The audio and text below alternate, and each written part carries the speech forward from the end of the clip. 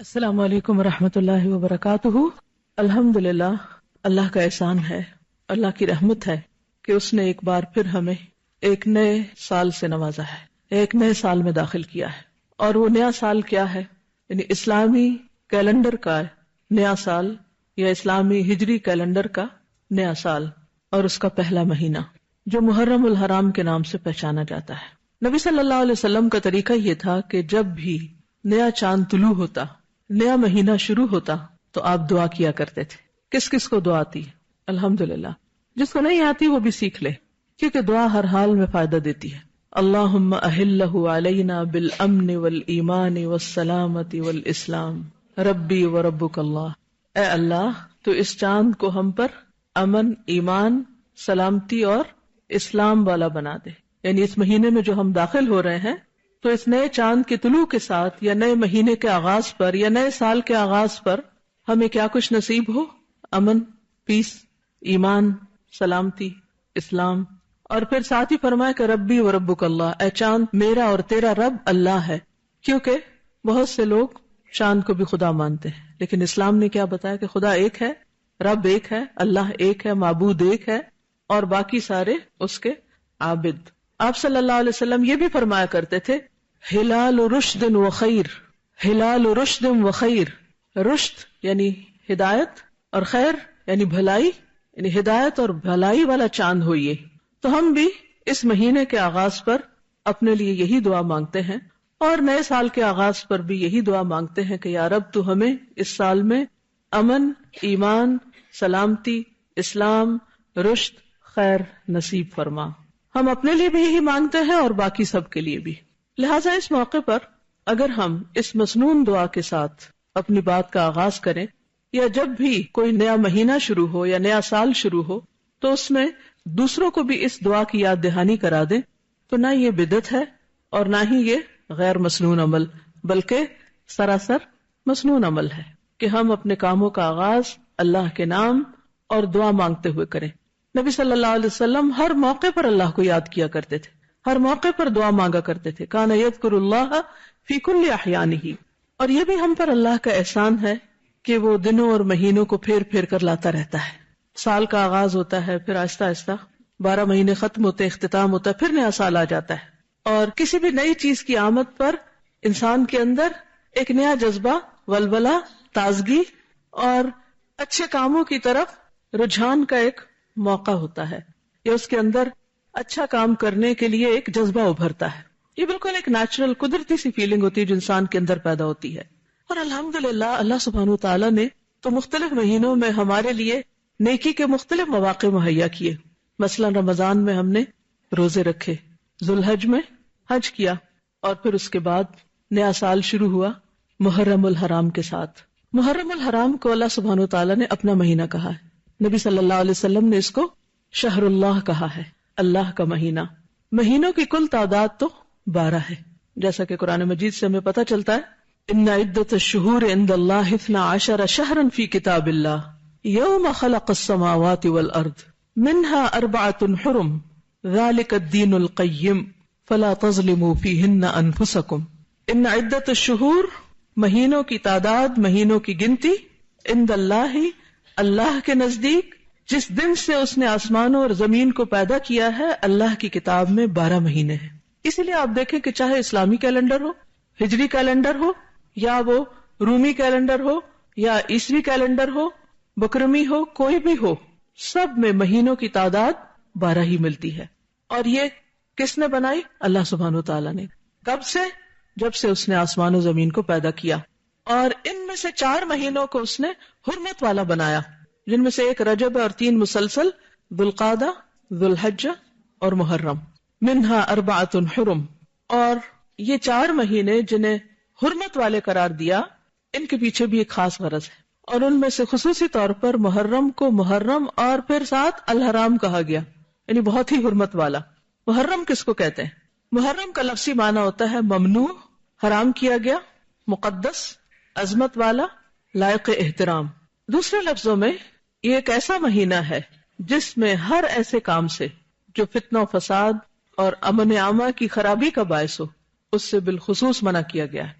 اور اس میں آپس میں لڑائی جھگڑا کرنا، ظلم و زیادتی کرنا، نافرمانی کے کام کر کے اپنی جانوں پہ ظلم کرنا، ان سے منع کیا گیا ہے۔ فَلَا تَظْلِمُوا فِيهِنَّ أَنفُسَكُمْ۔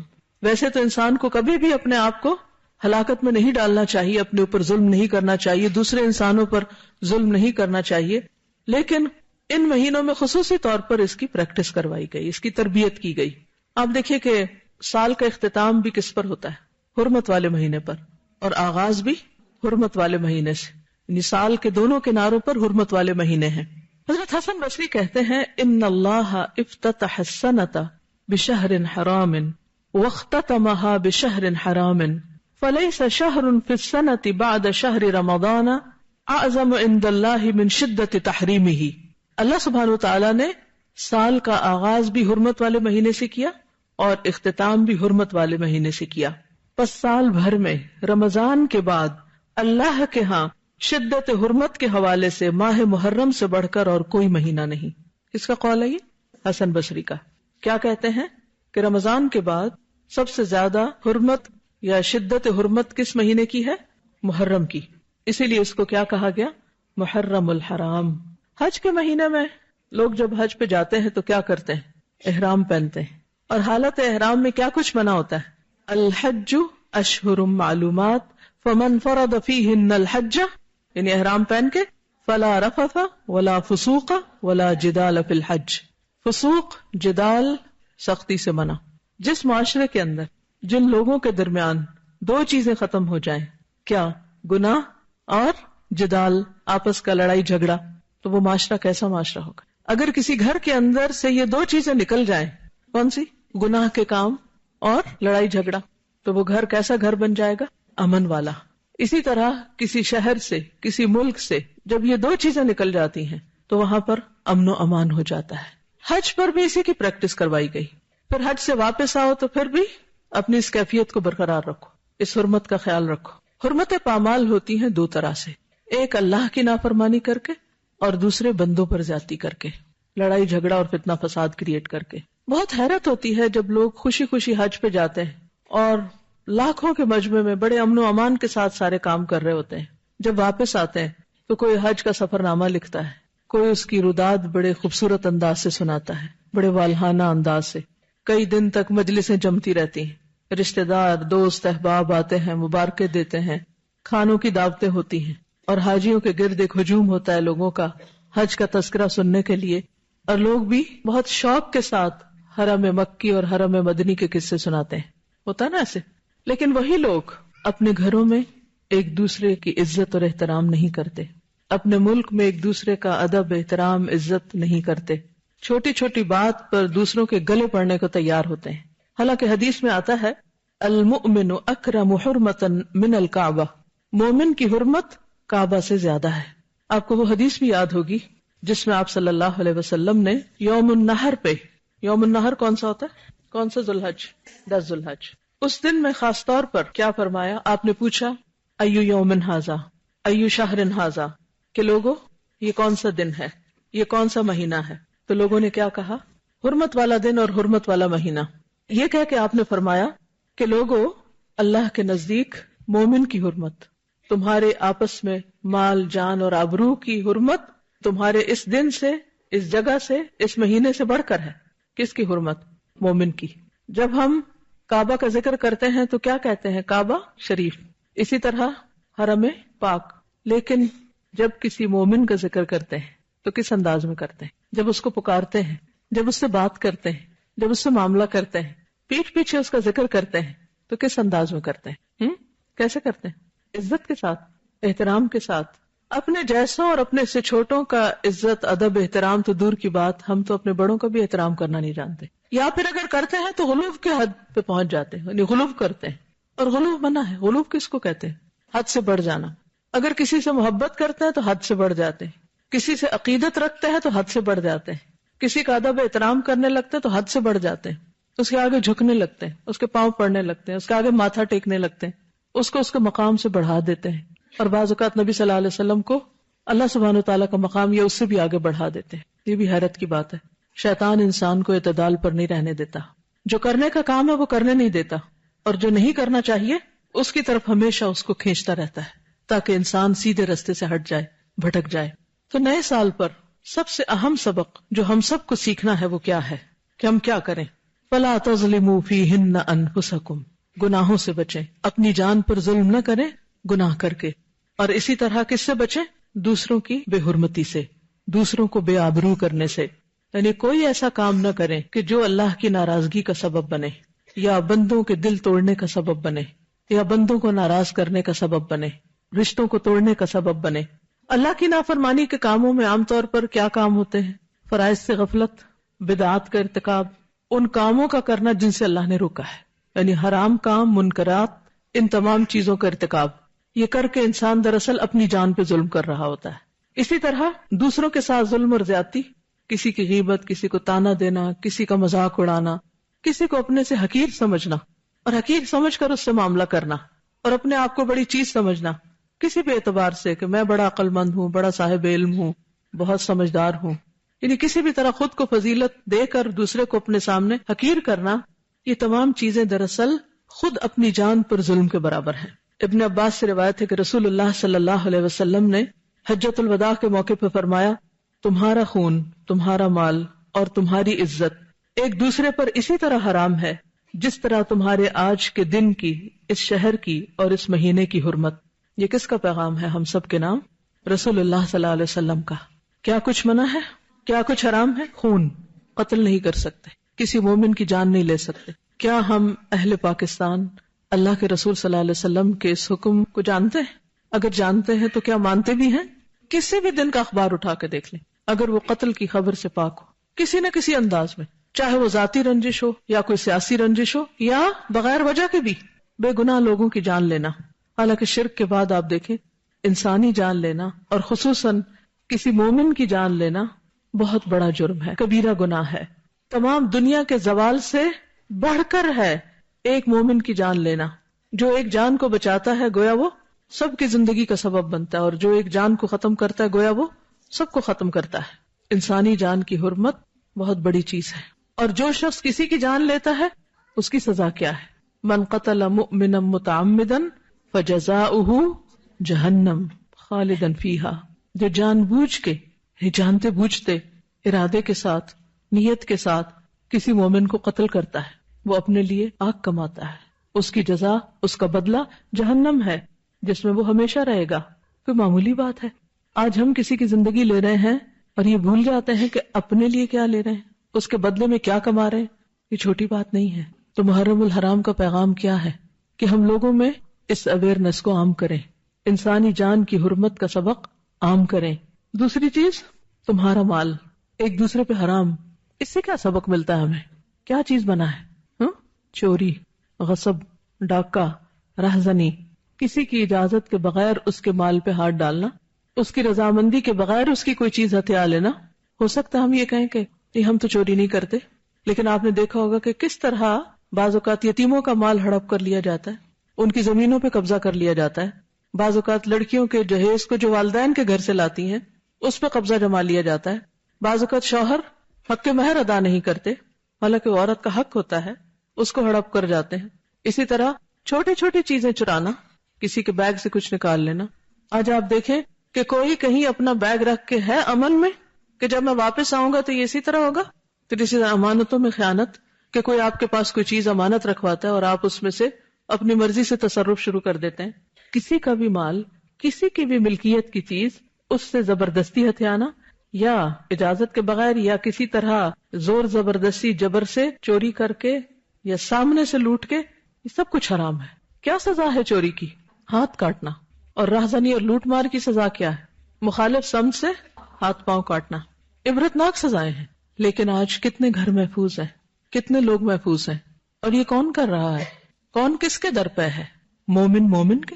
چوری کر کے بھی اپنے آپ کو پھر ایماندار کہتے ہیں۔ ایمان تو رہتا ہی نہیں اس وقت جب بندہ چوری کر رہا ہوتا ہے، اور اگر وہ توبہ نہیں کرتا تو سخت پکڑ ہے۔ اور توبہ کب ہوتی ہے؟ چوری کا سامان گھر میں رکھ کے؟ نہیں، آپ چوری کی چیز اپنے پاس ہتھیائے رکھیں، چھپائے رکھیں، استعمال کریں، دوسرے کو نہ دیں اور کہیں میری توبہ، اب حج کر آؤں گا تو توبہ ہو جائے گی میری۔ چور کی معافی کب ہوتی؟ جب وہ چوری کیا ہوا مال اس کے مالک کو واپس لوٹائے، کیونکہ حقوق العباد اسی وقت معاف ہوں گے جب بندے معاف کریں گے۔ تیسری چیز جسے حرام قرار دیا گیا وہ کیا ہے؟ عزت. یہ کیسے پامال کی جاتی؟ کس کس طریقے سے؟ کیا کسی کی غیبت کرنا اس کی عزت پامال کرنا ہے؟ کسی کا مذاق اڑانا، کسی کو ذلیل کرنا، کسی بھی طرح کسی کی تحقیر کرنا؟ تو ہم سب کو اپنے ساتھ عہد کرنا ہے کیا کہ ہم اپنی زبان، عمل اور رویے سے ہر ایسے کام سے بچیں گے جو دوسروں کے لیے اذیت اور تکلیف کا باعث بنے یا جس سے کسی کی دل آزاری ہو. ہمیں کسی کی دل آزاری نہیں کرنی.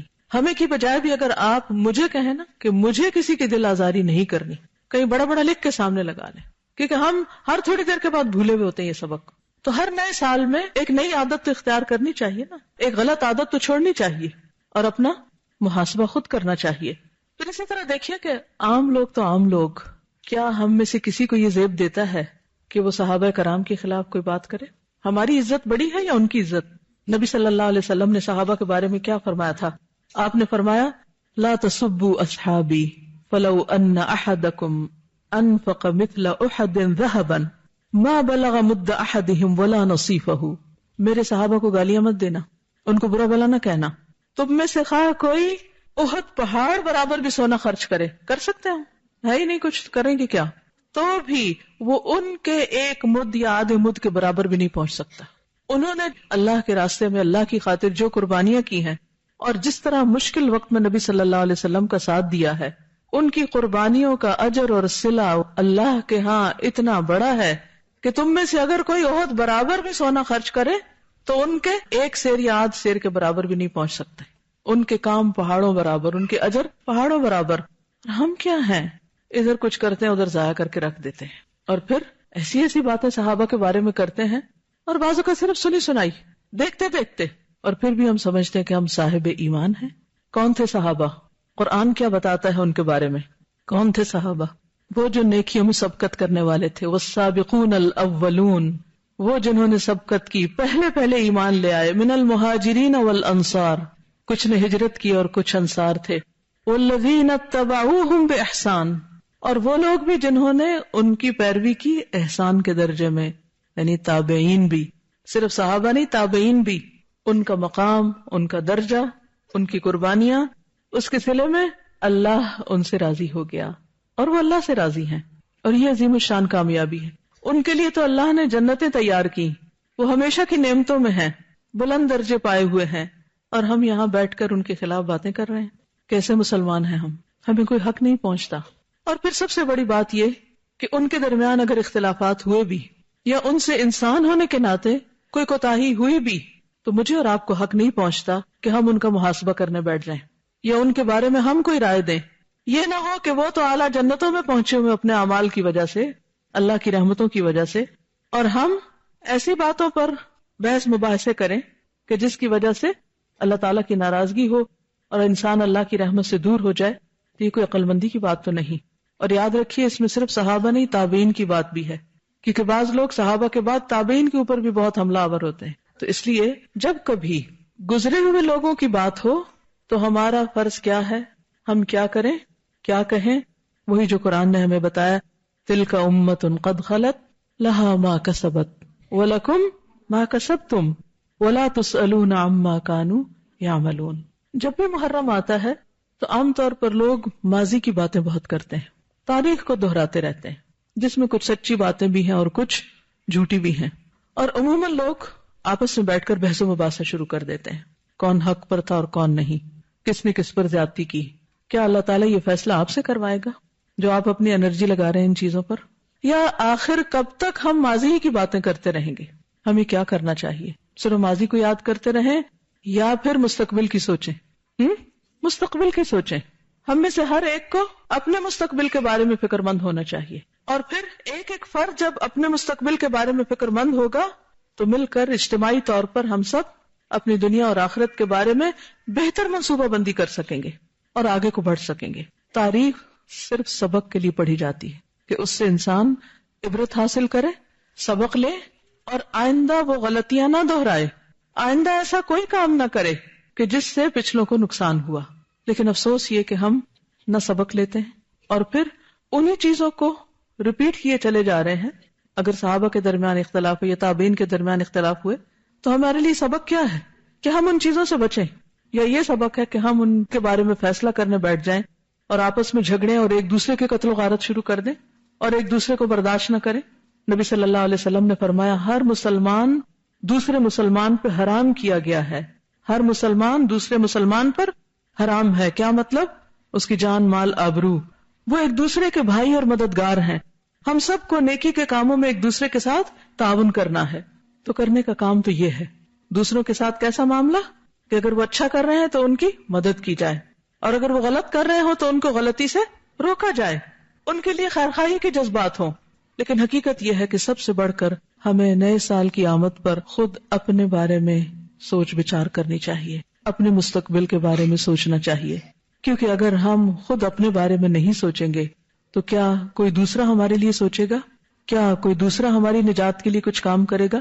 سورۃ الحشر میں اللہ سبحانہ وتعالیٰ فرماتے ہیں یا ایھا الذین آمنوا اتقوا اللہ ولتنظر نفس ما قدمت لغد واتقوا اللہ ان اللہ خبیر بما تعملون۔ تو ہمیں کیا کرنا ہے؟ نیا سال شروع ہوا، مبارکباد بھی دے دی، اس کے معنی بھی جان لیے، دعائیں بھی دے دی، ایک دوسرے کی حرمت کے بارے میں بھی پڑھ لیا، سن لیا، سمجھ لیا، اس کا بھی عہد کر لیا کہ ہم انشاءاللہ اللہ اور اس کے رسول کے ان احکامات پر عمل کریں گے۔ اور اس کے بعد اگلا کرنے کا کام کیا ہے؟ اپنے نفس کا محاسبہ نفس۔ وَلْتَنْظُرْ نَفْسٌ مَا قَدَّمَتْ لِغَدٍ، اپنے لیے سوچیں میں نے اپنی کل کے لیے کیا کیا ہے، اپنی آخرت کے لیے کیا کیا ہے، کیسے سوچیں؟ ابن القیم الجوزیہ، ان کی ایک کتاب ہے زاد المعاد۔ زاد المعاد، معاد کس کو کہتے ہیں؟ آخرت کو۔ اور زاد کس کو کہتے ہیں؟ زاد راہ کو، سامان کو، آخرت کا سامان کتاب کا نام ہے۔ زاد المعاد میں ابن القیم الجوزیہ محاسبہ نفس کا طریقہ بتاتے ہیں، کیسے محاسبہ کیا جائے۔ وہ کہتے ہیں کہ سب سے پہلے فرائض پر محاسبہ کریں۔ کس طرح؟ کہ مجھ پر کیا کچھ فرض عائد ہوتا ہے، عبادات میں کیا فرض ہے، مثلا نماز، روزہ، حج، زکوٰۃ۔ اسی طرح بحیثیت ماں میری ذمہ داری کیا ہے، بحیثیت بیوی میری ذمہ داری کیا ہے، بحیثیت مسلمان میری ذمہ داری کیا ہے۔ تو جو اہم ترین فرائض ہیں، بیسک رسپانسبلٹیز ہیں، ان کے بارے میں سب سے پہلے سوچنا چاہیے، کیونکہ قیامت کے دن سب سے پہلے کس کے بارے میں پوچھا جائے گا؟ فرائض کے بارے میں پوچھا جائے گا، خصوصاً نماز کے بارے میں پہلا سوال ہوگا، جو اللہ کے حقوق میں سے اور بندوں کے حقوق میں سے قتل کا فیصلہ سب سے پہلے کیا جائے گا۔ تو وہ لکھتے ہیں کہ اگر فرائض کی ادائیگی میں کمی پائے تو قضا یا اصلاح کر کے اس کا تدارک کرے۔ دو کام، جو کام نہیں کیا اس کو کرے، مثلا روزے چھوڑے ہیں تو کیا کریں؟ روزے رکھیں۔ فریضہ حج ادا نہیں کیا تو اس کو ادا کریں۔ زکوٰۃ ڈیو ہے تو اس کو ادا کریں۔ اور اسی طرح اگر مثلاً آپ نماز پڑھتے تو ہیں لیکن درست نہیں پڑھتے، صحیح مسنون طریقہ ہی نہیں آتا آپ کو، تو کیا کریں؟ اصلاح کریں۔ تو اس نئے سال کے شروع میں ہم سب کو اپنی اپنی نمازوں کا جائزہ لینا چاہیے، کیونکہ نماز کا حساب سب سے پہلے ہے۔ کیونکہ بہت سے لوگ ایسے ہیں جو نماز پڑھتے ہیں لیکن ان کی نماز ان کے سروں سے اوپر نہیں جاتی، یعنی قبول نہیں ہوتی، واپس ان کے منہ پہ مار دی جاتی کہ اللہ کو ایسی نماز نہیں چاہیے۔ اور اس کی بھی بنیادی وجہ کیا ہوتی کہ وہ سنت کے مطابق نہیں ہوتی، کیونکہ اس کے بارے میں بھی ہم نے کچھ خود ساختہ باتیں گڑی ہوئی اپنے لیے، اپنے آپ کو مطمئن کرنے کے لیے۔ کیا کہ اللہ تعالیٰ اب اتنی باریک باتیں تھوڑی دیکھیں گے کہ ہاں جی ایک حصہ بازو کا وہ خشک رہ گیا تھا تو وضو نہیں ہوا۔ نہیں، ایڑیوں کے بارے میں کتنی واضح حدیث ہے، وَيْلٌ لِّلْعَقَابِ مِنَ النَّارِ۔ یہ بات آپ نے کب فرمائی تھی؟ جب ایک موقع پر آپ نے صحابہ کو وضو کرتے ہوئے دیکھا اور ان کی ایڑیاں خشک تھیں تو آپ نے فرمایا ان ایڑیوں کے لیے آگ سے ہلاکت ہے۔ کتنے ہی لوگ وضو کرتے ہیں، کوہنیاں خشک رہ جاتی ہیں، ایڑیاں خشک رہ جاتی ہیں، پوری طرح چہرہ نہیں دھوتے ہوں، بعض اوقات لوگ چھینٹے مار دیتے ہیں اور کام ختم کر لیتے ہیں۔ پتہ ہی نہیں کہ وضو کیسے کرنا ہے، پتہ ہی نہیں کہ صحیح قیام کیسے کرنا ہے، رکوع کیسے کرنا ہے۔ بہت سے لوگ رکوع کرتے ہیں لیکن پوری طرح جھکتے ہی نہیں، آدھا سا رکوع ہوتا ہے۔ سجدہ کرتے ہیں، پوری طرح سر ٹکاتے ہی نہیں، پورے اعضاء سجدے کے زمین پہ لگاتے ہی نہیں، ناک زمین کو لگتا ہی نہیں، اور وہ اٹھ جاتے ہیں اور وہ سمجھتے ہماری نماز ہو گئی۔ بعض لوگ لباس صحیح طور پر نہیں پہنتے، بعض اس میں اللہ کو یاد نہیں کرتے۔ کیا ان چیزوں کی اصلاح کرنا چاہیے یا نہیں؟ سوچئے کتنے سال کی ہوں میں، 20، 30، 40، 50، کتنا اور جینا ہے۔ اگر اتنے سالوں میں بھی ابھی تک میں نے اپنی نماز کی اصلاح نہیں کی تو پھر آخر کب کروں گی؟ تو اس سال کا ٹارگٹ نمبر 1 کیا ہونا چاہیے؟ نماز کی 100% اصلاح، اور اس کے لیے نماز نبوی کتاب اور کیسٹس، اور اس کے علاوہ بخاری کا کتاب الصلاۃ اور بھی کتابیں جو آپ کو ملتی ہیں ان کو آپ دیکھیے، اپنے آپ کو ایک ایک سٹیپ پہ چیک کیجئے کہ کیا میرا وضو، میرا لباس، یعنی جو بنیادی شرائط ہے نماز میں ایون داخل ہونے سے پہلے، ان کے پورے مسائل مجھے معلوم ہے، پاکی اور ناپاکی کے سب باتیں مجھے معلوم ہیں. تو ان سب چیزوں کی اصلاح. پھر کہتے ہیں کہ پھر منہیات پر محاسبہ کرے. منہیات وہ چیزیں جن سے منع کیا گیا ہے، اپنا جائزہ لیجئے کہ کون سی ایسی چیز اب تک میری زندگی میں شامل ہے جس سے اللہ نے روکا اور مجھے پتا ہے اللہ نے اس سے روکا ہے اور میں پھر بھی کیے چلے جا رہی ہوں. ہم میں سے ہر ایک کو پتا ہوتا ہے نا کہ کون سی چیزیں اللہ کو پسند نہیں، ہم جانتے بھی ہوتے ہیں لیکن پھر بھی کیے چلے جاتے ہیں. تو اس کا حل کیا ہے، اس کا علاج کیا ہے، کیا کرنا چاہیے؟ صرف لکھیں نہیں، بولیں بھی، دیکھیں بھی، سوچیں بھی، غور بھی کریں. تو کاپیاں بھرنے سے تھوڑی کام چلے گا. کیا کام ہے، کیا کرنا چاہیے؟ منہیات کو چھوڑ دینا چاہیے. چلیے اگر سب کچھ بیک وقت چھوڑنے کی ہمت صلاحیت نہیں تو کم از کم ایک یا دو چیزیں ضرور مارک کر لیجئے کہ میں نے ہر قیمت ان کو چھوڑنا ہے. مثلا اگر آپ کو بہت زیادہ باتیں کرنے کی عادت اور آپ کو پتہ ہے اس سے وقت ضائع ہوتا ہے، مثلا اگر آپ کو لغو کی یا فضول میں مذاق اڑانے کی عادت ہے اور اس کو آپ انجوائے کرتے ہیں، اس کو دیکھ لیجئے. کوئی ایک چیز، بہت سارے ٹارگٹ جب ہم بنا لیتے نا 10-12 لکھ لیتے تو ایک بھی نہیں کر پاتے، پھر ہم پریشان ہوتے ہیں کہ وہ تو جو کہا تھا وہ کیا نہیں. فرائض میں سے نماز کی اصلاح ایک چیز کر لیں مثلا، اور اسی طرح منہیات میں سے کوئی ایک یا دو چیزیں اور اس پر ورک کریں. لمبے چوڑے منصوبے نہ بنائیں. اور اس کے لیے کیا ہے؟ نمبر 1 ان کو چھوڑنا، اور پھر توبہ اور استغفار اور نیکیوں سے اس کا تدارک. یہ بڑی اہم بات ہے کہ برے کاموں کو صرف چھوڑنا ہی نہیں بلکہ اس کے ساتھ ساتھ کیا کرنا ہے؟ نیکیاں کرنی ہے. تدارک کا مطلب ہے کہ اس کا اتار، اس کی جگہ اب اور نیکیاں زیادہ کرنی. اگر معلوم ہو کہ منہیات کا مرتکب ہوا ہے تو توبہ استغفار کرے اور نیکیوں سے اس کا تدارک کرے. مثلا آپ نے کسی سے وعدہ کیا، وعدہ کر لیتے ہیں نا ہم، چھوٹی چھوٹی بات پہ بڑے پکے پکے وعدے کر لیتے ہیں، لیکن اس کے بعد کیا ہوتا ہے؟ کبھی آپ سے وعدہ خلافی ہوئی؟ بعض اوقات کلی وعدہ خلافی کرتے ہیں ہم، اور بعض اوقات جزوی، آدھی، چوتھائی. کیا اس پہ توبہ کرنی چاہیے؟ ضروری ہے. جی ہاں، اس لیے کہ نبی صلی اللہ علیہ وسلم نے فرمایا جو شخص بات کرے جھوٹ بولے، وعدہ خلافی کرے، امانت میں خیانت کرے، وہ پکا منافق ہے، خواہ نماز پڑھے اور روزہ رکھے. ڈر لگتا ہے اس حدیث سے؟ کوئی نہیں لگتا. اور منافق کی سزا کیا ہے؟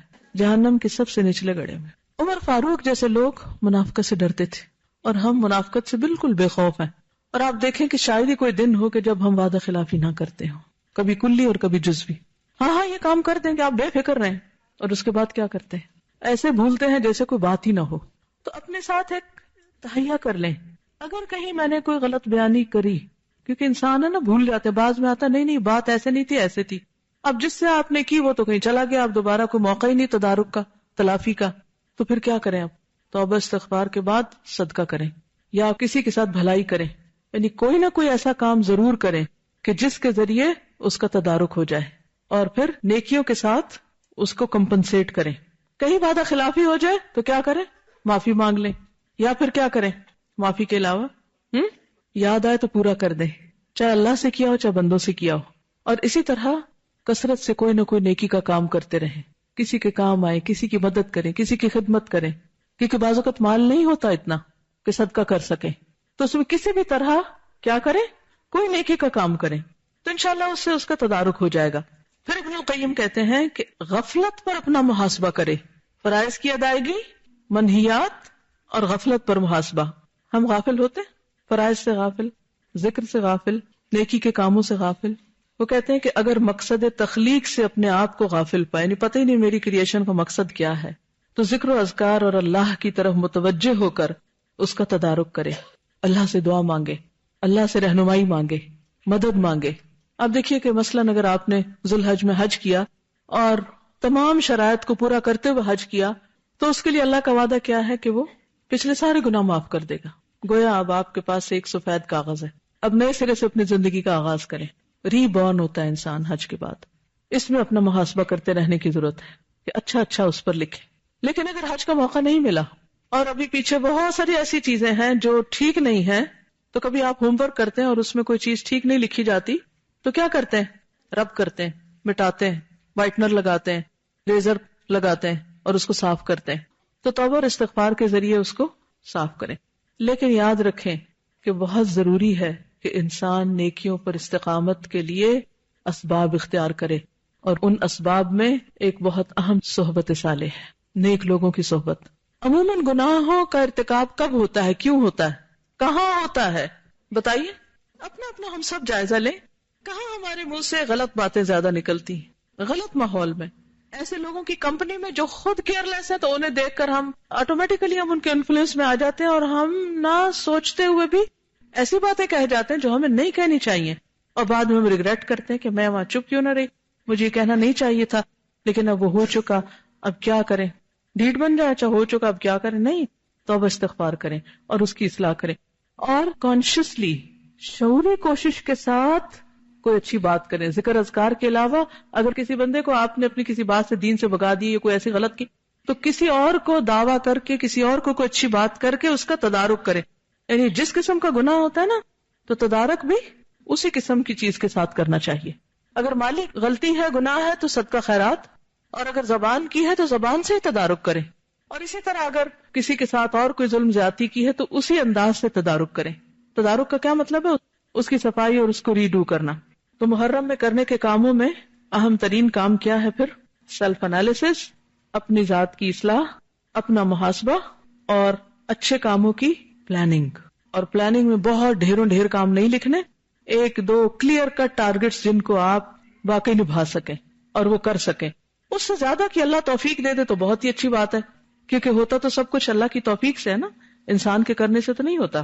ایک اور چیز محرم کے حوالے سے آپ سب کو معلوم ہوگی، اور وہ ہم سب جانتے ہیں کہ محرم ہمیں ہجرت کی یاد دلاتا ہے، کیونکہ اسلامی سال کا آغاز کس سے ہوا تھا؟ محرم کے مہینے سے. اور یہ بھی اسلام کی ایک خاص خصوصیت ہے. عیسوی سال کس سے شروع ہوتا ہے؟ اس کی مناسبت کیا ہے؟ عیسیٰ علیہ السلام کی ولادت. اور وہ مشہور روایت ہے، وہ صحیح ہے یا نہیں ایک الگ بات ہے. لوگ کون سا دن مناتے ہیں ان کی یاد میں؟ 25 دسمبر کا کرسمس جو منائی جاتی، تو وہ بھی سال کا آخری مہینے میں ہے، یعنی سال کا آخر ہو رہا ہوتا ہے، اور اس کی مناسبت سے عیسوی سال شروع ہوتا ہے، یعنی نیا سال اس کے چند دن کے بعد شروع ہوتا ہے، نیو ایئر. اسی طرح بکرمی سن جو ہے وہ راجہ بکر ماجید کی پیدائش کی یادگار میں شروع ہوتا ہے، یعنی اس کی مناسبت سے شروع ہوتا ہے. رومی سن جو ہے وہ سکندر اعظم کی پیدائش کی مناسبت سے شروع ہوتا ہے، یا اس کا آغاز اس کی مناسبت سے. اسی طرح یہود اپنے سال کا آغاز حضرت سلیمان علیہ السلام کی تخت نشینی کی یاد سے کرتے ہیں. تو میجورٹی جو دوسرے مذاہب یا ادیان کی فالوور ہے، وہ اپنے سالوں کا آغاز اپنے جو بڑے ہیں ان کی پیدائش یا ان کی نسبت سے کسی خاص واقعے کے ساتھ کرتے ہیں. لیکن مسلمان اپنے اسلامی سال کا آغاز بالکل ایک انوکھے واقعے کے ساتھ کرتے ہیں، اور وہ ہے واقعہ ہجرت. بعض لوگوں کا خیال ہے کہ شاید واقعہ کربلا کی نسبت سے اس مہینے کو محرم کہا جاتا ہے، تو یہ ایک غلط فہمی ہے، کیونکہ واقعہ کربلا نبی صلی اللہ علیہ وسلم کی وفات کے 50 سال بعد پیش آیا تھا، اس کا اس سے کوئی تعلق نہیں. یہ اتفاق کی بات ہے کہ وہ بھی محرم میں پیش آیا، لیکن محرم کی حرمت تو اس دن سے ہے جس دن اللہ نے زمین و آسمان کو پیدا کیا تھا. نبی صلی اللہ علیہ وسلم کے زمانے میں ہجری کیلنڈر استعمال نہیں ہوتا تھا.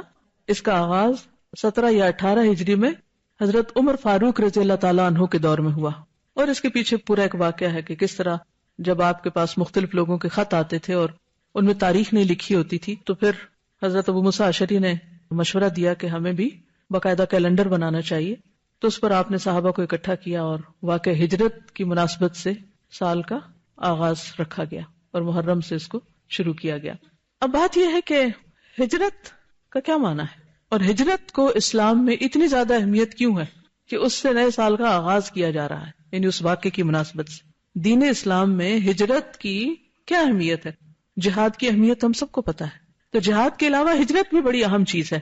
ہجرت کیوں کی جاتی ہے، کب کی جاتی ہے، کہاں سے کی جاتی ہے، کس طرف کی جاتی ہے؟ کوئی بتائے گا آپ میں سے؟ اوکے، یعنی کہ انبیاء علیہ السلام میں سے بہت سے انبیاء نے ہجرت کی اور ان پر فرض کی گئی اور اللہ کے حکم سے ہوئی.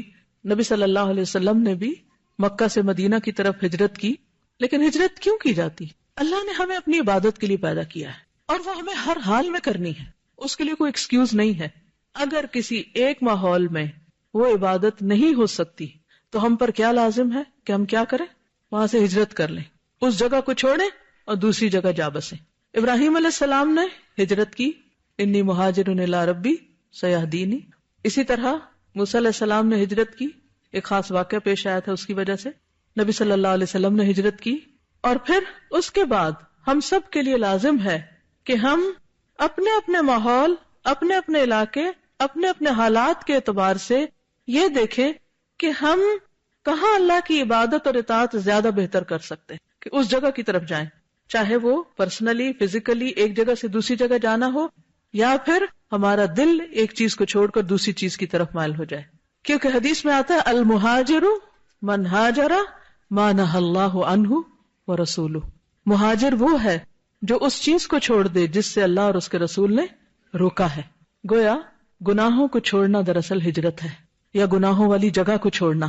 تو ہم دیکھتے ہیں کہ نبی صلی اللہ علیہ وسلم نے مکہ کو چھوڑا جو اس زمین پر سب سے زیادہ محبوب ترین جگہ تھی آپ کے لیے. خاندان کو چھوڑا، جائے پیدائش کو چھوڑا، وطن چھوڑا، اور اللہ کے اذن سے، اللہ کے حکم سے ایک دوسری جگہ پر تشریف لے گئے. پورا واقعہ ہجرت جو ہے وہ بہت ہی خوبصورت واقعہ ہے. وقت کی کمی کے باعث اسے نہیں سنا سکتی، لیکن آپ سے کہوں گی کہ اگر موقع ہو تو اس واقعے کو ضرور پڑھ لیجئے. بخاری میں بھی اس کی تفصیل آتی ہے، اور انسان کی آنکھیں اشک بار ہوئے بغیر رہتی نہیں جب وہ پورا واقعہ سامنے آتا ہے کہ کس طرح آپ پر وہ زمین بالکل تنگ کر دی گئی، آپ کے گھر کا محاصرہ کر لیا گیا، اور کس طرح آپ اللہ کے اذن سے ان سب لوگوں کے بیچ میں سے نکل کر مکہ سے مدینہ کی طرف آ گئے. کس طرح غار ثور میں آپ نے پناہ لی، وہاں کیا حالات ہوئے، اور پھر راستے میں کیا کیا واقعات پیش آئے. اور پھر صرف آپ نے نہیں، آپ کے ساتھ حضرت ابوبکر صدیق رضی اللہ تعالیٰ عنہ نے بھی ہجرت کی، اور اس موقع پر ان کی کیفیت کیا تھی. حضرت عائشہ کہتی ہے مجھے پہلی دفعہ پتا چلا کہ کوئی شخص خوشی سے بھی روتا ہے، کہ جب انہیں یہ پتا چلا کہ انہیں حضور صلی اللہ علیہ وسلم کے ساتھ ہجرت کا شرف حاصل ہو رہا ہے. اور پھر اسی مناسبت سے حضرت ابوبکر رضی اللہ تعالیٰ عنہ کی تعریف بھی آئی ہے قرآن میں، اذ ہما فی الغار، جب وہ دونوں غار میں تھے، اذ یقول لصاحبہ لا تحزن ان اللہ معنا، جب وہ اپنے ساتھی سے کہہ رہے تھے یعنی نبی صلی اللہ علیہ وسلم غم نہ کرو، اللہ ہمارے ساتھ ہے. کیونکہ حضرت ابوبکر پریشان ہو رہے تھے کہ اگر ان کفار نے ہمارے نیچے کو دیکھ لیا تو یہ ہمیں پکڑ لیں گے. اور کس طرح انعام مقرر کیا گیا، اور کس طرح سراقہ آپ کے پیچھے آیا. وہ سارا واقعہ ایک خوبصورت واقعہ ہے جس میں بہت سارے سبق ہیں. لیکن ان دو کی ہجرت کے علاوہ جتنے بھی صحابہ نے ہجرت کی، جس کی بنا پر انہیں مہاجرین کا لقب ملا، ایک خوبصورت لقب، ان میں سے ایک ایک کا واقعہ ایمان افروز واقعہ ہے. حضرت عمر کی ہجرت کی اپنی شان ہے. اسی طرح مردوں کے ساتھ ساتھ خواتین نے بھی ہجرت کی. حضرت ام سلمہ کی ہجرت اگر آپ پڑھیں یا سنیں تو روئے بغیر رہ نہیں سکتے. ام کلثوم کی ہجرت، اسی طرح حضرت زینب کی ہجرت، دیگر خواتین کی ہجرت. کس کس طرح صرف مردوں نے نہیں، عورتوں نے بھی ہجرت کی تھی. اپنا سب کچھ چھوڑا تھا، گھر بار چھوڑا تھا اللہ کی خاطر، اپنا دین اور ایمان بچانے کی خاطر. سورۃ آل عمران میں بھی آتا ہے نا کہ والذین اخرجوا من دیارہم واوذوا فی سبیلی وقاتلوا وقتلوا، کہ وہ لوگ جو میرے راستے میں اذیت دیے گئے، دکھ دیے گئے، گھروں سے نکالے گئے. تو بات یہ ہے کہ لوگوں نے اپنے وطن، گھر، مال، کاروبار، رشتہ دار، عزیز و اقارب، محبوب ہستیاں، ان کو اللہ کی خاطر چھوڑا، اپنے دین کی خاطر چھوڑا. کیا یہ سب کچھ آسان ہوتا ہے؟ جدائی، سپریشن کتنا تکلیف دہ مرحلہ ہوتا ہے. اور جب آپ کو یہ پتا ہو کہ شاید آپ کبھی واپس نہ لوٹ سکیں گے، وہاں تھوڑا سا بھی سفر پہ جانا ہوتا ہے. یا مثلاً آپ یہاں کلاس میں آئے، کچھ لوگ شاید پہلی دفعہ آئے ہوں یہاں، تو جب آپ گھر سے آ رہے تھے، ہو سکتا بچوں کو چھوڑا ہو، کوئی کام چھوڑ کے آئے ہوں، کوئی بہت اہم کمٹمنٹ چھوڑی ہو آپ نے، تو چند گھنٹے بھی گھر چھوڑنا مشکل کام ہے نا، یا نہیں؟ جو لوگ ہاسٹل میں آتے ہیں 1 سال کے لیے پتا ہوتا ہے واپس جانا ہے، شروع میں آ کے کتنا روتے ہیں، سبھی روتے ہیں، پتا ہے مجھے، میں خود بھی بہت روتی تھی. اس لیے حج پہ جا رہے ہیں آپ، پتا ہے اللہ کے گھر جا رہے ہیں، نیکی کے کام جا رہے ہیں، بڑی سعادت نصیب ہو رہی ہے، لیکن گھر چھوڑتے وقت ایک اداسی تو ہوتی ہے نا. تو سیپریشن، جدائی، کسی چیز کو چھوڑنا، اس میں صرف جان مال نہیں، انسان کے جذبات بھی انوالوڈ ہوتے ہیں. پھر ایک تکلیف دہ مرحلہ ہوتا ہے. وہ ممبر جس پر نبی صلی اللہ علیہ وسلم مسجد نبوی میں خطبہ دیا کرتے تھے، جس پہ کھڑے ہو کر، جب آپ نے اس کو چھوڑا تو وہ کس طرح رویا. یعنی صرف ہمیں نہیں رونا آتا، بلکہ جن چیزوں پر ہم اللہ کی عبادت کرتے ہیں ان کو جب ہم چھوڑتے ہیں تو وہ بھی اداس ہوتی ہیں. جب کوئی نیک بندہ مرتا ہے تو جس جگہ پہ وہ رہتا ہے وہ جگہ بھی اس کو یاد کرتی ہے، لیکن جب کوئی برا مرتا ہے تو شکر کرتی ہیں. تو اللہ کی خاطر، دین کی خاطر اپنے بچوں کو چھوڑنا، گھر کو چھوڑنا، یہ قربانیاں کرنا، یہ کوئی معمولی چیز نہیں ہے. تو گویا ہر سال محرم، ہر نیا سال ہمیں ایک بہت اہم سبق دیتا ہے کہ پچھلی زندگی کے گناہوں کو چھوڑو، غلط کاموں کو چھوڑو، غلط دوستوں کو چھوڑو، غلط ماحول کو چھوڑو، اور اللہ کی خاطر ایک نیا آغاز کرو. رشد و خیر کی طرف بڑھو، ہلال و رشد و خیر. اور یہ میسج ہر مہینے کے شروع میں ملتا ہے. تو یہ صرف محرم ہی کا سبق نہیں، ہر نئے مہینے کے آغاز پر اپنے لیے کچھ نہ کچھ ٹارگٹس رکھا کریں اور ان چیزوں کو دہرایا کریں. امام ابن القیم ہجرت کے بارے میں فرماتے ہیں، ہجرت ایک حالت سے دوسری حالت میں جانا ہے. کیا ہے ہجرت؟ ایک حالت سے دوسری حالت میں جانا ہے، چاہے فزیکلی، چاہے ایموشنلی، مینٹلی، کسی بھی طرح ایک حالت سے دوسری حالت کی طرف جانا ہے. مثلا دوسروں کو چھوڑ کر ایک اللہ سے محبت کرنا. اب آپ دیکھیں ہمیں اپنی اولاد سے کتنی محبت ہوتی ہے، شوہر سے محبت، دوستوں سے محبت، یعنی کس کس سے محبت. ٹھیک ہے، یہ محبتیں بھی اللہ نے ہمارے اندر رکھی ہیں، لیکن ہمارے ایمان کا تقاضا ہے کہ اللہ رسول کی محبت ہر چیز کی محبت سے بڑھ کر، اور ہمیشہ ہمیں اس کا جائزہ لیتے رہنا چاہیے، صبح شام جائزہ لینا چاہیے. تو دوسروں کی محبت سے بڑھ کر اللہ کی محبت اختیار کرنا بھی، وہ کہتے ہیں یہ بھی ایک ہجرت ہے. دل کا دوسروں کی تابعداری کرنا چھوڑ کر صرف اللہ کی اطاعت کرنا، دوسروں کا خوف چھوڑ کر صرف اللہ سے ڈرنا، دوسروں سے توقعات رکھنا چھوڑ کر صرف اللہ سے امید رکھنا، دوسروں پر بھروسہ کرنا چھوڑ کر صرف اللہ پر بھروسہ رکھنا، دوسروں سے سوال کرنا اور ان کا سہارا ڈھونڈنے اور منت سماجت کرنے کی بجائے صرف اللہ سے التماس کرنا، اس سے دعائیں مانگنا، یہ بھی ہجرت ہے. اپنے آپ کو دوسروں کے سامنے جھکانا اور ان کے حوالے کرنے کی بجائے صرف اللہ کے آگے جھکنا اور اپنا آپ اس کے سپرد کرنا، یہ اللہ کی طرف جانے کا حتمی ذریعہ ہے. حتمی، فائنل. کیا؟ اللہ کے آگے جھکانا، اللہ کے آگے چھوٹا ہونا. بے شک حقیقی توحید، اصل توحید دوسروں سے بھاگ کر اللہ کی طرف جانا ہے، اللہ کی طرف بھاگنا ہے. ایک ہے لوگوں سے بھاگ کر اللہ کی طرف بھاگنا، برائیوں کو چھوڑ کر نیکیوں کی طرف بھاگنا. ففروا الی اللہ، یہ ہے اصل ہجرت. پس اللہ کے عذاب سے بچ کر اس کی رحمت، اسلامی وحدانیت کی طرف، اسلام کی توحید کی طرف دوڑ لگاؤ. تو بات یہ ہے کہ اسلامی کیلنڈر اپنی نوعیت کے اعتبار سے منفرد کیلنڈر ہے اور یہ ہمیں ہجرت کی یاد دلاتا ہے. اور اسی طرح ہمیں اپنی عادات میں بھی کچھ عادات سے ہجرت کرنی ہے. مثلا کیا کیا چھوڑنا ہے؟ منہیات کی بات تو ہوئی نا ابھی. نفس کی غلامی سے اللہ کی غلامی کی طرف، جھوٹ سے سچ کی طرف، تکبر سے عاجزی کی طرف، شکوہ سے شکر کی طرف، سستی سے چستی کی طرف، مایوسی سے امید کی طرف، غیبت سے نصیحت کی طرف، گناہوں سے توبہ یعنی گناہ کرنے کی بجائے ان کو چھوڑنے یا توبہ کی طرف، خیانت سے امانت کی طرف، ناراضگی سے عفو درگزر کی طرف، بے صبری سے صبر کی طرف. یہ ساری چیزیں بھی ہمیں کچھ چیزوں کو چھوڑ کر کچھ نئی چیزیں اختیار کرنے کا سبق دیتی ہیں. تو ہم سب اپنا اپنا محاسبہ کریں، اپنا اپنا جائزہ لیں کہ ہمیں کون سی چیزیں چھوڑنی ہے اور ان کی جگہ کون سی رکھنی ہے. کیونکہ جب ہم ایک چیز چھوڑتے ہیں نا تو وہاں ویکیوم ہو جاتا ہے، خلا ہو جاتا ہے. اگر ہم اس کو اچھی چیز سے نہیں بھرے تو پھر کیا ہوگا؟ وہ پرانی چیز دوبارہ وہیں آ جائے گی. تو جب تک آپ کوئی آلٹرنیٹ چیز نہیں اختیار کریں گے تو بات نہیں بنے گی. اسی طرح محرم الحرام کے حوالے سے جو خاص عبادت ہے وہ کیا ہے؟ روزے کی. اس کی کیا فضیلت ہے آپ کو معلوم ہے؟ عن ابی ہریرہ رضی اللہ عنہ قال قال رسول اللہ صلی اللہ علیہ وسلم افضل الصیام بعد رمضان شہر اللہ المحرم وافضل الصلاة بعد الفریضة صلاة اللیل. حضرت ابو ہریرہ سے روایت ہے کہ رسول اللہ صلی اللہ علیہ وسلم نے فرمایا رمضان کے بعد افضل روزے شہر اللہ المحرم کے ہیں اور فرض نماز کے بعد افضل نماز رات کی نماز ہے. یعنی جس طرح فرض نمازوں کے بعد سب سے افضل نماز تہجد کی نماز ہے، اسی طرح رمضان کے بعد افضل ترین روزہ محرم کا روزہ ہے.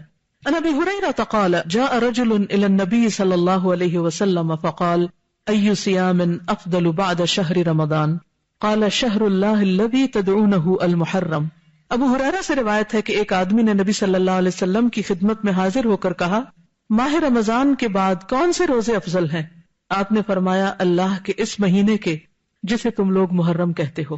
حضرت ابن عباس سے عاشورہ کے روزے کے بارے میں پوچھا گیا، یعنی خاص طور پر 10ویں محرم کا روزہ جو ہے.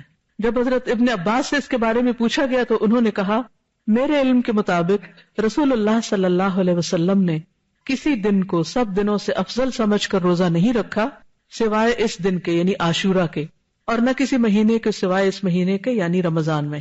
یعنی رمضان کے روزے بہرحال سب سے افضل ہے، اس کے بعد ثواب کے اعتبار سے اس دن کا روزہ. ابن عباس کہتے ہیں کہ رسول اللہ صلی اللہ علیہ وسلم رمضان کے بعد کسی دن کی اور دنوں پر فضیلت کا انتظار نہیں فرماتے تھے سوائے عاشورہ کے دن کے. اور یہ بھی آپ کو معلوم ہے نا کہ رمضان کے روزے فرض ہونے سے پہلے محرم کے روزے ہوتے تھے.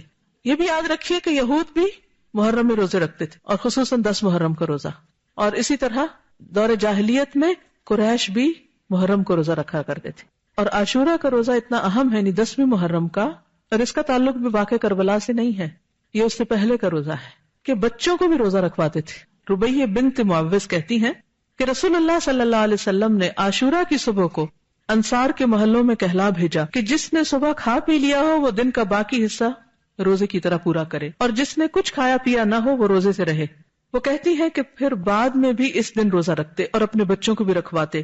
انہیں ہم اون کے کھلونے دے کر بہلاتے، جیسے گڑیا وغیرہ ہوتے ہیں نا، ہم کپڑے کے بناتے ہیں، تو وہ اون کے کچھ کھلونے وغیرہ بنا کے وہ بچوں کو دیتے کہ اس سے کھیلیں، اور ان کو بہلائے رکھتے. جب کوئی کھانے کے لیے روتا تو وہی دیتے، یہاں تک کہ افطار کا وقت آ جاتا. اب یہ رونے والے بچوں کا روزہ ہے. کون سی عمر کے بچے ہو سکتے ہیں؟ بہت چھوٹے بچے. تو اب آپ دیکھ لیجیے آپ کے گھر میں چھوٹے سے چھوٹا کون ہے اور وہ کیا کرے گا. ان کو کس سے بہلانا ہے؟ آپ نے کوئی کھلونے وغیرہ رکھے ہوئے کہ نہیں، یا بنا کے رکھے ہوئے نہیں. امام زہری رحمۃ اللہ علیہ حالت سفر میں بھی عاشورہ کا روزہ رکھتے، یعنی ہو سکتا ہے آپ میں سے بعض لوگ ٹریولنگ میں ہوں تو وہ بھی سن لیں. ان سے کہا گیا کہ آپ رمضان میں سفر کرتے ہیں تو روزہ نہیں رکھتے، تو انہوں نے کہا بے شک اللہ تعالیٰ رمضان کے بارے میں فرماتے ہیں کہ اس کی گنتی دوسرے دنوں کی گنتی سے پوری کر لو، جبکہ عاشورہ کے بارے میں ایسا نہیں فرمایا کہ یہ روزہ تم کسی اور دن رکھ سکتے ہو، اس لیے اس دن رکھتا ہوں. حضرت ابو قتادہ کہتے ہیں کہ رسول اللہ صلی اللہ علیہ وسلم نے فرمایا صیام یوم عاشوراء احتسب علی اللہ ان یکفر السنۃ التي قبلہ. صحیح مسلم. نبی صلی اللہ علیہ وسلم نے فرمایا میں سمجھتا ہوں کہ اللہ تعالیٰ عاشورہ کے دن کے روزے کے بدلے گزشتہ 1 سال کے گناہ معاف فرما دے گا. ابو قتادہ ہی سے روایت ہے کہ عاشورہ کے دن کے روزے کے بارے میں پوچھا گیا تو آپ نے فرمایا یہ پچھلے 1 سال کے گناہوں کا کفارہ ہے. حضرت عبداللہ بن عباس سے روایت ہے نبی صلی اللہ علیہ وسلم مدینہ تشریف لائے تو یہود کو یوم عاشورہ کا روزہ رکھتے دیکھا تو پوچھا تم اس دن کیوں روزہ رکھتے ہو؟ انہوں نے جواب دیا یہ عظمت والا دن ہے، اس دن اللہ تعالیٰ نے حضرت موسیٰ اور ان کی قوم کو نجات دی تھی اور فرعون اور اس کی قوم کو غرق کر دیا، تو حضرت موسیٰ نے بطور شکر اس دن کا روزہ رکھا، تو اس لیے ہم بھی یہ روزہ رکھتے ہیں. تو آپ نے فرمایا موسیٰ علیہ السلام سے تمہاری نسبت ہم زیادہ قریب ہیں، یعنی ہم زیادہ ان کو فالو کرتے ہیں، اس لیے نبی صلی اللہ علیہ وسلم نے خود بھی روزہ رکھا اور صحابہ کرام کو بھی روزے کا حکم دیا. لیکن یہود کی مشابہت سے بچنے کے لیے آپ نے 10 کے ساتھ 9 محرم کے روزے کو ملانے کی خواہش کا اظہار کیا. حضرت عبداللہ بن عباس سے روایت ہے کہ رسول اللہ صلی اللہ علیہ وسلم نے عاشورہ کا روزہ رکھا اور لوگوں کو بھی اس کے رکھنے کا حکم دیا. تو لوگوں نے کہا اللہ کے رسول صلی اللہ علیہ وسلم یہ وہ دن ہے جس کی یہود اور نصارہ عزت کرتے ہیں. آپ نے فرمایا جب اگلا سال آئے گا اگر اللہ نے چاہا تو ہم 9 تاریخ کا روزہ بھی رکھیں گے، لیکن اگلا سال آنے سے پہلے آپ کی وفات ہو گئی. تو اس سے پتہ کیا چلتا ہے کہ 9 محرم کا بھی 7 روزہ رکھے. بعض لوگوں نے 10 اور 11 کی بات کی لیکن وہ سند ضعیف ہے، اس لیے افضل کیا ہے 9 اور 10 کا روزہ رکھنا. لیکن اگر کسی وجہ سے آپ 2 دن کا نہیں بھی رکھ سکتے، افضل تو یہی ہے، تو کم از کم 10 کا روزہ رکھنا نہ بھولیے. تو آج آپ نے کچھ سیکھا. کیا سیکھا؟ کیا آپ چاہتے ہیں کہ اور بھی سیکھیں؟ پھر آپ میں سے ہر ایک پہ لازم ہے کہ یہ پمفلٹ خود بھی پڑھے. جو میں نے باتیں کی اس میں سے بہت سی باتیں اس میں مختصراً ٹو دا پوائنٹ لکھی گئی، اور اس پمفلٹ کو کسی نہ کسی کو دیں اور پڑھ کر سنائیں اور اس تک پہنچائیں. یہ منیمم ہے، 7 بھی کر سکتے ہیں، 10 بھی کر سکتے ہیں، اور اس سے آگے جتنے چاہیں بڑھا لیں. ٹھیک ہے. اسی طرح اس ٹاپک پر کیسٹ بھی ہیں، سال نو کا پیغام بسلسلہ محرم الحرام. نئے سال کے شروع میں ہمیں چونکہ وقت آپ دیکھیں کہ سال پہ سال گزرتے جا رہے ہیں، مہینوں پہ مہینے گزرتے جا رہے ہیں، اس لیے بہت ضروری ہے کہ ہم اپنے وقت کی قدر و قیمت پہچانیں، اور صرف سالوں کو نہیں، مہینوں، ہفتوں اور دنوں کو نہیں، گھنٹوں اور منٹس کو نہیں، لمحوں کو بھی بچائیں، ان کی بھی حفاظت کریں. تو اس لیے یہ کیسٹ بھی سنیں، لمحوں کی حفاظت، کیونکہ ہم سب نے کیا کرنی ہے؟ ہجرت. کس سے؟ اپنی بری عادتوں سے، گناہوں سے، سستی سے اور دنیا کی محبت سے. صرف جسمانی ہجرت نہیں، مائگریشن آف ہارٹ بھی ضروری ہے. ٹھیک ہے. دل بدلے گا تو زندگی بدلے گی.